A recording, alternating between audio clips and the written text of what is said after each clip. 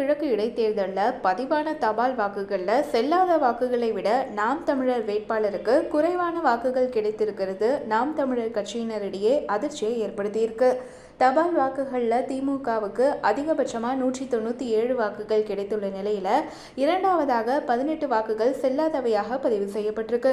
அதற்கடுத்ததாக நாதக வேட்பாளருக்கு 13 தபால் வாக்குகள் மட்டுமே கிடைச்சிருக்கு. ஈரோடு கிழக்கு தொகுதி இடைத்தேர்தலில் பதிவான வாக்குகள் எண்ணும் பணி தொடங்கியது. முதல்ல தபால் வாக்குகளையும் அதைத் தொடர்ந்து மின்னணு இயந்திரத்தில் பதிவான வாக்குகளையும் எண்ணும் பணி நடந்து வருகிறது.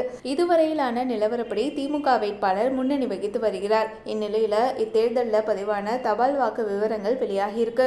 அதில் மொத்தமுள்ள 251 தபால் வாக்குகளில் திமுக வேட்பாளருக்கு 197 வாக்குகள் கிடைச்சிருக்கு.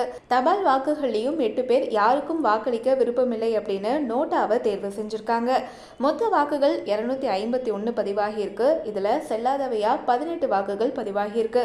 திமுகவுக்கு 197, நாம் தமிழர் கட்சிக்கு 13, மறுமலர்ச்சி ஜனதா கட்சிக்கு 2 வாக்குகள், சாமானிய மக்கள் கட்சிக்கு 2 வாக்குகள், சமாஜ்வாடி கட்சிக்கு 1 வாக்கு, அகில இந்திய ஜனநாயக மக்கள் கழகத்துக்கு 1 வாக்கு, அனைத்து ஓய்வூதியதாரர்கள் கட்சிக்கு 1 வாக்கு, சுயேட்சைகள் 8 வாக்குகளும் நோட்டாவுக்கு 8 வாக்குகளும் பதிவாகியிருக்கு.